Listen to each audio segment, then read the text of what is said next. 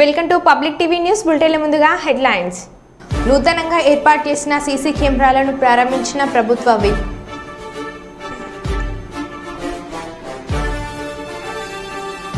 అక్రమంగా భూమిని రిజిస్ట్రేషన్ చేయించుకున్న పెద్దపల్లి ఏసీపీ ధర్నా చేపట్టిన బాధితుడు.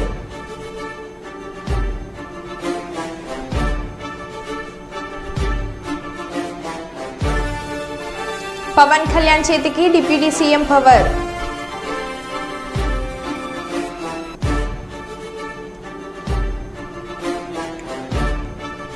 ఎక్సైజ్ ఆఫీసులో వాహనాల వేలం.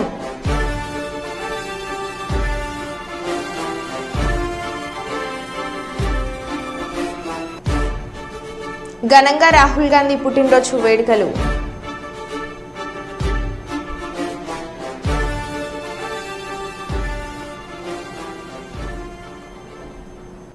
ఇక వివరాల్లోకి వెళ్తే, ఒగ్గు కథ ద్వారా బడిబాట ప్రచారం. హెచ్ఎం అచ్చ సుదర్శన్ వినూత్న ప్రయత్నం. వివరాల ప్రకారం హన్మకొండ జిల్లా నడికూడ మండలంలోని చెల్లపల్లి ప్రాథమిక పాఠశాల ప్రధాన ఉపాధ్యాయులు అచ్చ సుదర్శన్ ప్రభుత్వ పాఠశాలలో విద్యార్థులను చేర్పించాలని తల్లిదండ్రులకు అర్థమయ్యే రీతిలో ఒగ్గు కథ ద్వారా పాఠశాల యొక్క గొప్పతనాన్ని తెలియజేస్తూ పాఠ రూపంలో చెప్పించడం జరిగింది. ఇప్పుడు సామాజిక మాధ్యమంలో వైరల్గా మారింది. హనుమకొండ జిల్లా నడికూడ మండలంలోని చెర్లపల్లి ప్రాథమిక పాఠశాలలో మరి విద్యార్థులకు మరి వారిని కన్న తల్లిదండ్రులకు మరి ఆ ప్రాథమికోన్నత పాఠశాల హెడ్ మాస్టరు అచ్చా సుదర్శన్ గారు ఓదెల గ్రామ వాస్తవ్యులు. మరి ఆ పాఠశాలలో గత కొన్ని సంవత్సరాలుగా హెడ్ మాస్టర్ గా ఉండి ఎంతో మంది పిల్లలకు చదువు నేర్పించి వారి బంగారు భవిష్యత్తుకు బాటలు వచ్చినటువంటి మహనీయుడు. మరి ఆ అచ్చ సుదర్శన్ గారు ఆ చెర్లపల్లి గ్రామ ప్రజలందరికీ తెలియజేయడం ఏమనగా, ప్రతి ఇంటిలో పిల్లలుంటారు. ఆ పిల్లలకు మంచి భవిష్యత్తునియాలి. ఆ భవిష్యత్తుకు బంగారు బాటలు వేసే బాధ్యత కూడా తల్లిదండ్రులపై ఉండాలి, ఆ తర్వాత గురువులపై ఉండాలి. అందుకొరకే ప్రతి ఒక్క తల్లిదండ్రి ఆ పిల్లల తీర్చిదిద్దేటువంటి పాఠశాలలు చేర్పించాలి. ప్రాథమికోన్నత పాఠశాల అంటే అనుభవజ్ఞులైన మరి ప్రభుత్వం తరపున నడిచేటువంటి పాఠశాల ప్రాథమిక పాఠశాల. ఆ పాఠశాలలో అనుభవజ్ఞులైన ఉపాధ్యాయులు మరి మేధావులు ఉన్నటువంటి ఆ పాఠశాలలో తప్పకుండా ప్రతి ఒక్క తల్లిదండ్రి వారి బిడ్డలు గాని కొడుకులు గాని చేర్పించి మాకు అప్పచెప్పితే ఆ పిల్లలకు అక్షరాలు నేర్పించి జ్ఞానోదయాన్ని ఇచ్చి ఈ లోకం మీద మంచి ప్రబుద్ధులు చేసి జ్ఞానులు చేసేటువంటి బాధ్యత మాదని తప్పకుండా ప్రతి ఒక్కరు కూడా గమనించి చెర్లపల్లి గ్రామ ప్రజలందరూ పిల్లలందరినీ పాఠశాలలో చేర్పించగలరని కోరుతూ మరి ఆ పిల్లల మీద ప్రేమతో మహనీయుడు అచ్చా సుదర్శన్ గారు మరి హెడ్ మాస్టర్ గారు ఒక చిన్న పాటతో, అందుకొరకే దొంగలకు దొరకనిది విద్య, పాలలు వంచుకుంటే తరగనిది విద్య, సత్యదాకా మన తనువును అంటుకొని ఉండేది విద్య తప్ప ఏ ఎండి కాదు, ఏ బంగారం కాదు, ఏ ఆస్తి కాదు, కోట్ల రూపాయలు కాదు. మరి ప్రాథమిక పాఠశాల లోపల ఎందుకు చేర్పించాలి? అంత ఏమేమి ఉంటాయి ఆ పాఠశాలలో? మరి ఏమేమి ఉంటాయని కొందరికి ఆలోచన కూడా వస్తుంది. ఆ పాఠశాలలో 1వ తరగతి నుండి 5వ తరగతి దాకా ఇంగ్లీష్ మీడియం, మరి అలాగే ఉచిత పాఠ్య పుస్తకాల పంపిణీ, మరి అలాగే 2 జతల యూనిఫామ్స్ పంపిణీ, మరి అలాగే మధ్యాహ్న భోజనం సన్న బియ్యంతో వంటలు, మరి అలాగే వారానికి 3 సార్ల కోడిగుడ్లతో భోజనం, మరి అలాగే ఆటలు ఆడుకోవడానికి విశాలమైన ఆట స్థలం, మరి అనుభవజ్ఞులైన ఉపాధ్యాయులచే మంచి విద్యా బోధన, ఇన్ని సౌకర్యాలు ఉన్నటువంటి ప్రాథమిక పాఠశాల. ఈ పాఠశాలలో ప్రతి ఒక్కరి పిల్లలు కూడా చేర్పించాలని కోరుచు మరి ఆత్మీయుడు అచ్చా సుదర్శన్ గారు మరి మన ఇందూర్తి జగన్ యాదవ్ ఒగ్గు కథ కళ బృందంచే మరో చిన్న పాటతో వారిని ప్రోత్సహించాలని కోరుచు, రారండోయ్ పిల్లల్లారా ప్రాథమిక పాఠశాలకు, రారండోయ్ విద్యార్థులారా ప్రాథమిక పాఠశాలకు, రారండోయ్ పిల్లల్లారా ప్రాథమిక పాఠశాలకు, రారండోయ్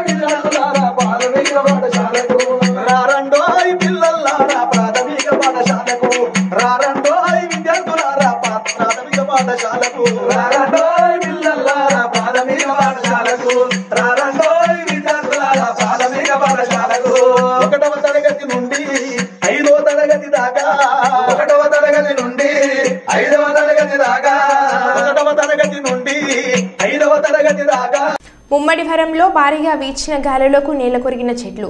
ముమ్మిడివరం ల్యామ్ కళాశాల సమీపంలో ఆర్ఎన్బి రహదారిపై నేల కొరిగిన చెట్లు రాకపోకలకు అంతరాయం. కూలిన చెట్లను వెంటనే తొలగించాలని అంటున్న స్థానికులు.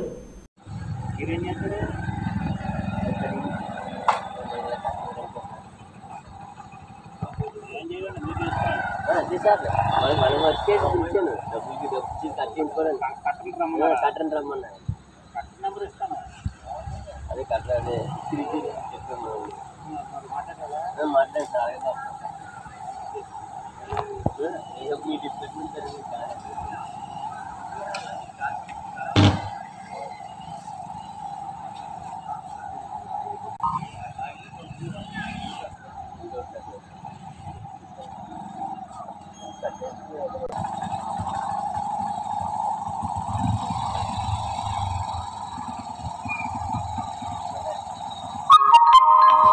చెట్టు తొలగించబడను అలా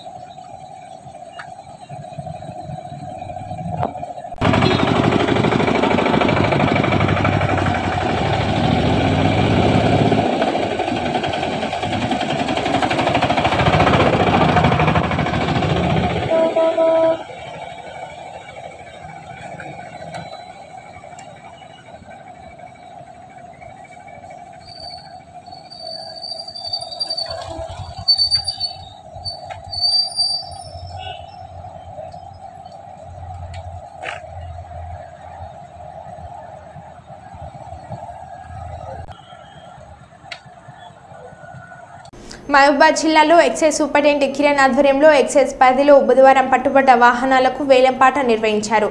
ఈ వేలంపాటలో జిల్లాలో పరిసర ప్రాంతాల ప్రజలు వేలంలో పాల్గొనవచ్చని అన్నారు. వేలంలో ఆసక్తి మేరకు వేలంపాటి వాహనాలను సొంతం చేసుకోవాలని సూచించారు. ఈ అవకాశాన్ని సద్వినియోగం చేసుకోవాలని అన్నారు.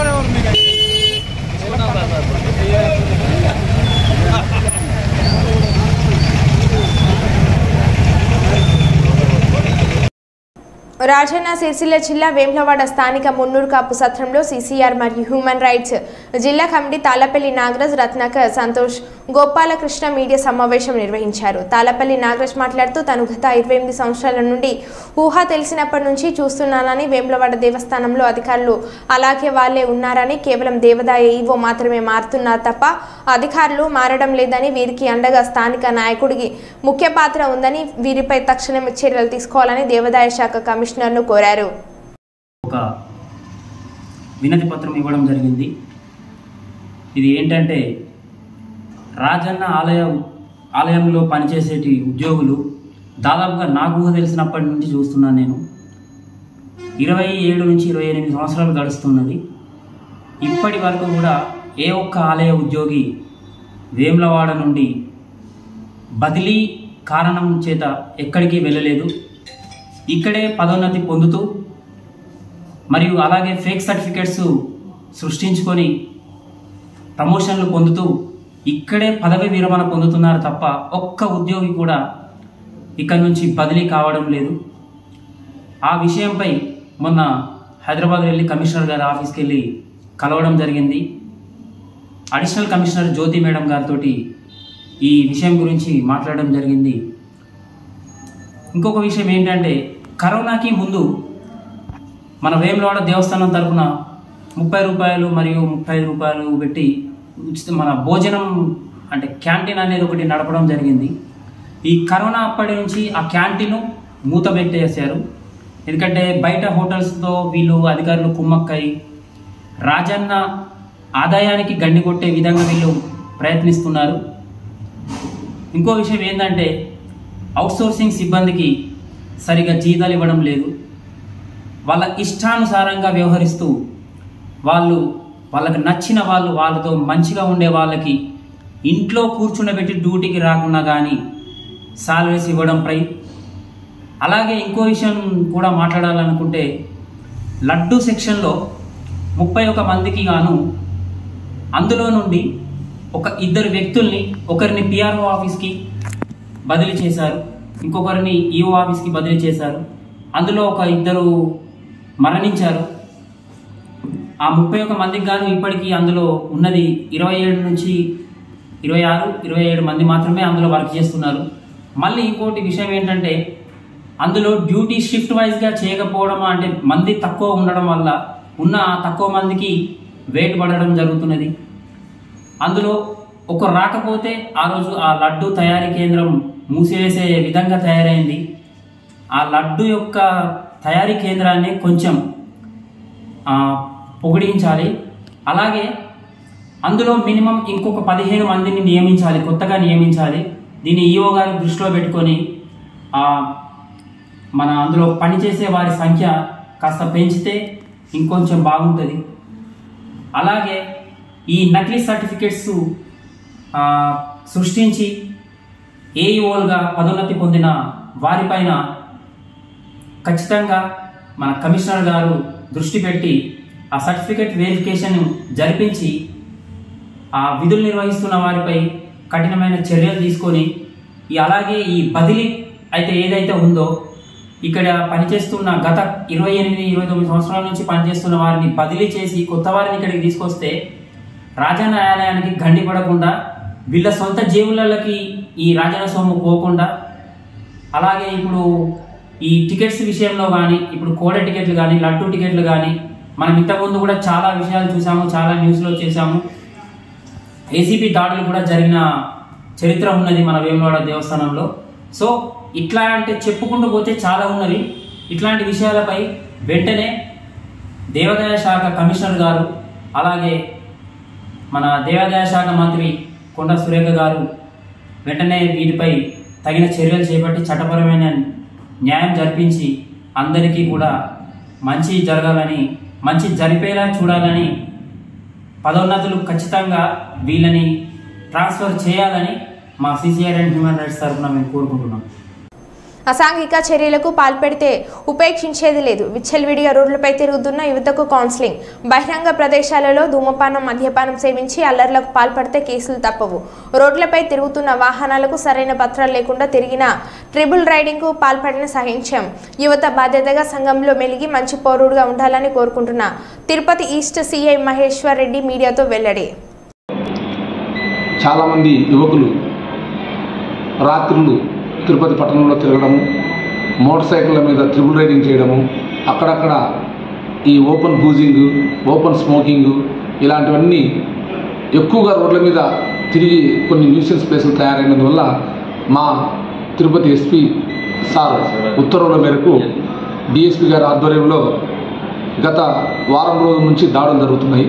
అందులో భాగంగా మేము దాదాపు రాత్రి పగలు మా సిబ్బంది మరియు ఇందుకు తోడు ఎస్టీఎఫ్ పార్టీని కూడా మా ఎస్పీ గారు ప్రొవైడ్ చేస్తున్నారు. వీళ్ళందరం కలిసి ఈ కొన్ని ప్రాంతాల నుంచి దామినీడు, మన ఐస్ మాలు, రేణిగుంట రోడ్డు అటువంటి వైపు నుంచి ప్రజలంతా అంటే ఈ యువకులంతా వచ్చి ఇక్కడ కొన్ని అసాంఘిక కార్యక్రమాలు చేస్తున్నందువల్ల వాళ్ళందరినీ పట్టకొచ్చి డైలీ ఒక 40-50 మందిని పట్టకొస్తున్నాం. వాళ్ళను విచారిస్తున్నాం, వాళ్ళ పేర్లు అడ్రస్లు రాస్తున్నాం, వాళ్ళ ఫింగర్ ప్రింట్స్ ఫొటోస్ తీసుకుంటున్నాం, వాళ్ళ యొక్క లైఫ్ స్టైల్లో ఏమైనా ఇంతకుముందు కేసులు ఉన్నాయో చూస్తున్నాం. అటువంటి క్రిమినల్ చరిత్ర ఉన్న వాళ్ళను మళ్ళీ మేము బౌండ్ అవుట్ చేయడం, కౌన్సిలింగ్ చేయడం జరుగుతుంది. కాబట్టి తిరుపతి పట్టణంలో ప్రజలు ఇలాంటివి ఎక్కడైనా జరిగినా మా దృష్టికి 100 కాల్కి ఫోన్ చేసి చెప్పినా పోలీస్ ఇమీడియట్గా అలర్ట్ అవుతుంది. యువత కూడా చెప్పేది ఏమంటే అనవసరంగా రోడ్ల మీదకి వచ్చి అక్కడక్కడ కూర్చొని చిట్ చాటింగ్ చేసి కొన్ని అసాంఘిక ప్లేసుల్లో ఉండడం వల్ల, plus open smoking, open boozing చేయడం వల్ల, లేకుంటే గాంజా లాంటి అలవాట్లు ఉంటే ఇవన్నీ మానుకొని సక్రమైన పద్ధతిలో ఉండాలని మేము విన్నవిస్తున్నాం. తిరుపతి పట్టణంలో ఇప్పటి నుంచి ప్రతి స్థలాన్ని, ప్రతి ప్లేస్ని మేము క్షుణ్ణంగా పరిశీలిస్తాం. ట్రిపుల్ రైడింగ్ కానీ, సెల్ ఫోన్ డ్రైవింగ్ కానీ, చిన్నపిల్లలకు బండ్లు తీసుకొని రోడ్ల మీదకి వచ్చినా ఇమీడియట్గా పట్టుకొని కేసులు పెడతాం. కాబట్టి దయచేసి అందరూ డిసిప్లైన్ లైఫ్, ప్రజలు కోరుకునేది డిసిప్లైన్ లైఫ్. ఇండిసిప్లైన్ ఉన్న పీపుల్స్ను మేము కౌన్సిలింగ్ చేస్తాం, కరెక్షన్ చేస్తాం. దీనికి మా పోలీస్ డిపార్ట్మెంట్ ఎల్లవేళలా తిరుపతి పట్టణానికి అందుబాటులో ఉంటుందని కోరుకుంటున్నాం. అదే మాదిరి అటువంటి చేసే వాళ్ళకు గట్టిగా హెచ్చరిస్తున్నాం. వాళ్ళు డిసిప్లైన్ లైఫ్ రావాలి, వాళ్ళు బాధ్యతాయుతంగా మెలగాలి, భారత పౌరులుగా మంచి పౌరులుగా ఉండాలని మా కోరిక. అందుకోసమే మా ఈ ప్రయత్నం. తిరుపతి పట్టణ ప్రజలకు సహకరిస్తారని కోరుకుంటున్నాం. వేములవాడ పట్టణంలోని పట్టణ పోలీస్ స్టేషన్లో నూతనంగా ఏర్పాటు చేసిన సీసీ కెమెరాలను జిల్లా ఎస్పీ అఖిల్ మహాజన్ తో కలిసి ప్రభుత్వ విప్ వేములవాడ శాసనసభ్యులు ఆది శ్రీనివాస్ ప్రారంభించారు. పట్టణ పోలీస్ స్టేషన్లో ఈరోజు సీసీ కెమెరాలకు సంబంధించినటువంటి ప్రారంభోత్సవం గౌరవ రాజన్న సిరిసిల్ల జిల్లా ఎస్పీ అఖిల్ మహాజన్ గారి ఆధ్వర్యంలో వేములవాడ డిఎస్పీ గారు నాగేంద్రచారి గారు, అదేవిధంగా వేములవాడ పట్టణ రూరల్ సేవ్ ఇద్దరు శ్రీనివాస్ గారు, అదేవిధంగా పట్టణ నూతనంగా వచ్చినటువంటి సిఐ గారు ఈ సీసీ కెమెరాలకు సంబంధించి వేములవాడ దేవాదాయ శాఖ నుంచి సుమారు 10 లక్షల రూపాయలు వెచ్చించి ఈ కార్యక్రమం నిర్వహించినటువంటి ఈ గారు, వీరప్రసాద్ గారు, రాజేష్ గారు, ఈ కార్యక్రమంలో పాల్పంచుకున్నటువంటి వేరే పట్టణ గౌరవ మున్సిపల్ కౌన్సిలర్లు, మన అసిస్టెంట్ డైరెక్టర్ గారు, పట్టణ ప్రముఖులు, వివిధ రాజకీయ పార్టీలకు సంబంధించినటువంటి నాయకులు, యువకులు, పోలీస్ సిబ్బంది, వివిధ హోదాలు ఉన్నటువంటి ఎస్ఐలు కానీ, ఏఎస్ఐలు కానీ, కానిస్టేబుల్ కానీ, గౌరవ పాత్రికేయ మిత్రులు అందరికీ కూడా నా హృదయపూర్వక నమస్కారం సందర్భంగా తెలియజేస్తాం. పోలీస్ శాఖ ఆధ్వర్యంలో ఈ రాష్ట్ర ప్రభుత్వం ప్రధానంగా అనేక సంక్షేమ కార్యక్రమాలు కానీ, లేదా అనేక అభివృద్ధి కార్యక్రమాలే కానీ, ఇతరత్ర ముందుకు పోయే క్రమంలో భద్రత అంశ ఉద్యోగ మేళాను కూడా బ్రహ్మాండంగా ప్రతి గ్రామ పోలీసులు చేస్తే రాజేశ్వరం అందరూ కూడా కష్టపడి సుమారు 2000 వరకు 7-8 మంది 2000 మంది ఉద్యోగులు 1000 వరకు చాలా ఉద్యోగ కల్పన కూడా కల్పన చేసిన సందర్భం కూడా మనం చూడడం జరిగింది. అదే క్రమంలో ఇక్కడ ఈరోజు భద్రత సంబంధించిన అంశంలో మహాశివరాత్రి ఉత్సవాలు జరిగే క్రమంలో వారు అడగడం, దేవాదాయ శాఖ ద్వారా 10 లక్షల రూపాయలు వెచ్చించి 48 సీసీ కెమెరాలు ఆయా ప్రధాన ప్రాంతాల్లో ఏర్పాటు చేయడం. ఒక్కొక్క సీసీ కెమెరా వారు అన్నట్టుగా 100 మందితో సమానం ఉండొచ్చు, 1000 మందితో కూడా సమానం ఉండొచ్చు. అందరూ నిద్రిస్తున్న నిఘా నేత్రం మాత్రం నిద్రించారు. అందరము అందుబాటులో లేకుండా నిఘా నేత్రం మాత్రం అందుబాటులో ఉండకుండా ఉండదు. నిఘా నేత్రం అనేది 24 గంటలు రికార్డ్ అవుతూ ఉంటుంది. ఆ ప్రదేశంలో, ప్రాంతంలో సంఘ వ్యతిరేక, అసాంఘిక ఏ కార్యక్రమాలు జరిగినప్పుడు కూడా, ఇలాంటి ప్రమాదాలు జరిగినప్పుడు కూడా, ఇలాంటి గొడవలు జరిగినప్పుడు కూడా వెంటనే రికార్డ్ చేసి ఆ సందర్భంలో మనం 15 రోజులు వెనక్కి వెళ్ళిన డాటా తీసుకునేటువంటి అవకాశం ఉన్నటువంటి క్రమంలో దాన్ని వీలైతే ఎక్కువగా మన ప్రాంతాల్లో ఏర్పాటు చేసుకుని చెప్పాలనేటువంటి సందర్భం ఎస్పీ గారు మరో 100 కెమెరాలు కావాలనే క్రమంలో ఇప్పుడే మళ్ళీ సంబంధిత దేవాదాయ శాఖ గారు 48 కెమెరాలు మళ్ళీ ప్రపోజల్ పంపాలని చెప్పి ఇప్పుడే ఈ గారు కూడా కోరడం జరుగుతుంది. తప్పనిసరిగా మరో 48 కెమెరాలను తీసుకొని ఎస్పీ గారు కౌన్సిలర్ వచ్చిండ్రు, ప్రెసిడెంట్ వచ్చిండ్రు, పెద్ద మనిషి వచ్చినట్టు మనిషి 10 పెట్టుకుంటారు. నాయకులు ముంగట్లో నాయకులు ఎవరైతే మనిషికి 10 పెడితే బాగుంటుందని చెప్పి సూచన చేస్తారు. కాబట్టి ఇక్కడ ఉన్నటువంటి మనం కూడా అంటే గ్రామంలో ఉన్నటువంటి వ్యాపారులతో, వ్యాపారవేత్తలతో, అనేక మంది వ్యాపారుల వర్గాలు ఉన్న వాళ్ళు కూడా సామాజిక సేవలు కూడా ఇతరులను సాయం చేస్తున్న గుర్తించి ఆయా ప్రాంతాలు వారి నివాసం ఉంటున్నటువంటి వార్డులలో మనం సీసీ కెమెరాలు ఏర్పాటు చేసినట్టయితే భద్రతలో వేములవాడ ఉన్నది అనేటువంటి భావన మనకు కనిపించిన వాళ్ళు అనుకోవాలి. ఈ సందర్భంగా మీ యొక్క ఉన్నటువంటి గౌరవ కౌన్సిలర్ కానీ, గౌరవ అసిస్టెంట్ డైరెక్టర్ కానీ, గౌరవ పెద్ద పార్టీ నాయకులు, ఆ పార్టీకి సంబంధించిన మిత్రులు ఎవరైతే అందరూ కూడా ఇతర వ్యాపార వర్గాలకు సంబంధించిన నాయకులు పట్టణంలో రావడం జరిగింది. అందరూ కూడా ఆలోచించి ముందుకు రావాల్సింది మీ సందర్భం కూడా పిలిపిస్తే కూడా స్వయంగా వారితో మాట్లాడి కార్యక్రమంలో ఇన్వాల్వ్ అయ్యే విధంగా చేస్తానన్నమాట. ఈ సందర్భంగా చెప్తూ రాబో రోజుల్లో ఈ ప్రాంతంలో శాంతి భద్రతలను కాపాడడంతో పాటు ఈ ప్రాంతంలో ఎవరికి ఏ ఇబ్బంది వచ్చినా నిష్పక్షపాతికంగా ఒకరి వైపే ఉన్నారు అనేటువంటి భావనను సామాన్యుడికి కల్పించకుండా ఉండేలా తగు చర్యలు తీసుకొని న్యాయం వైపు ఒకరున్నా వారికి న్యాయం జరిగే విధంగా చేస్తూ ముందుకు సాగాలని చెప్పిన సందర్భంగా మరి పోలీస్ శాఖ సంబంధించిన గౌరవ ఎస్పీ గారికి గౌరవ డిఎస్పీ గౌరవ సీఏలకి ఈ సందర్భంగా విజ్ఞప్తి చేస్తూ ప్రభుత్వం కూడా ఖచ్చితమైనటువంటి ఆలోచనతోటి ముందుకు పోతా ఉంది. ఇప్పటికే అంటే ఎస్పీ గారు కలెక్టర్ గారి సమావేశం కూడా గౌరవ ముఖ్యమంత్రి రేవంత్ రెడ్డి గారు కూడా అనేక అంశాలు కూడా చెప్పడం జరిగింది.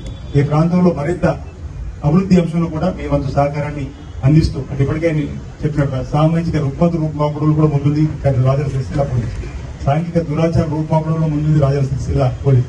అదేవిధంగా భద్రత అంశంలో కూడా రాజీ లేకుండా కూడా ఎక్కడికక్కడ తగు చర్యలు తీసుకుంటా ఉన్నారు. నేను చూస్తా ఉన్నా ప్రతిరోజు కూడా బదిలించకుండా ఏదో ఒక కార్యక్రమం మీద పోలీస్ శాఖ అవేర్నెస్ క్యాంప్ మూఢ నమ్మకాలకు సంబంధించిన అంశంలో అయితే అక్కడ ఒక ఎస్పీ గారికి విషయం చెప్పడం జరిగింది. మా దగ్గర మూఢ నమ్మకాలకు సంబంధించి అంటే కాకినాడ జిల్లా పిఠాపురం తెలుగుదేశం పార్టీ కార్యాలయంలో ఆంధ్రప్రదేశ్ వెలుగు టీచర్స్ ఫెడరేషన్ సభ్యులు మాజీ ఎమ్మెల్యే వర్మను కలిసి వినతి పత్రాన్ని అందజేశారు. 2018లో డిఎస్సి నోటిఫికేషన్ ప్రకారం సెలెక్ట్ అయిన సభ్యులందరినీ రెగ్యులర్ చేయలేదని ఈ విషయాన్ని చంద్రబాబుకు ఇవ్వగల పాదయాత్రలో లోకేష్ కు వరాహి యాత్రలో పవన్ కళ్యాణ్ కి తెలియజేయడం జరిగింది.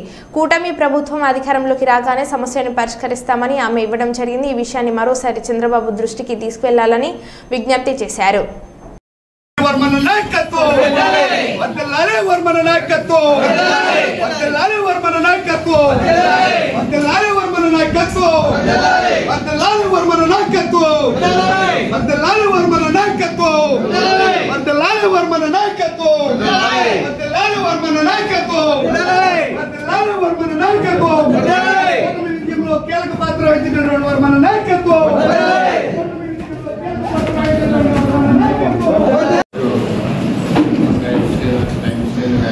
సంబంధించి తెలుగుదేశం ప్రభుత్వంలో క్యాబినెట్లో పెట్టిన విధంగా ఆ రోజు ఏదైతే క్యాబినెట్లో ఆలోచన చేశారో ఆ విధంగా గౌరవ ముఖ్యమంత్రి చంద్రబాబు నాయుడు గారికి ఉప ముఖ్యమంత్రి పవన్ కళ్యాణ్ గారికి మన విద్యాశాఖ మంత్రి లోకేష్ గారికి ముగ్గురికి కూడా ఇవ్వడమే కాకుండా ఈ స్టేట్ వైడ్ అసోసియేషన్ మరి ఒకసారి 10 రోజుల పరిస్థితులు అంతా కూడా మరి బిజీగా ఉన్నారు కాబట్టి మీ యొక్క సమస్యలు పూర్తి చేయడానికి ప్రభుత్వం ప్రయత్నం చేస్తుంది. రెండోది ఏదైతే అక్కడ అప్పుడు 12 నెలల పేమెంట్ అన్నారో దాన్ని వైఎస్ జగన్మోహన్ రెడ్డి 10 నెలలకు పెంచడం 10 నెలలకి ఇవ్వడం. నేనేమంటున్నానంటే ఆ రోజు మీకు కోర్ట్ ఆర్డర్స్ ఎగెనెస్ట్ చేస్తానని చెప్పారు. సో ఆ పాయింట్ మొత్తం కూడా ఉంది. సో అందుకని కోర్టు తీర్పులన్నీ అయిపోయి ఇప్పుడు మనం రెగ్యులర్ చేయాలి. ఆ రెగ్యులర్ ఫైల్ కూడా మన కమిషనర్ గారు జరుగుతుంది. దాన్ని రీసెర్చ్ ఇచ్చేది సరిపోతుంది. మన యోగా పాదయాత్రలో కూడా మనకి అలాగే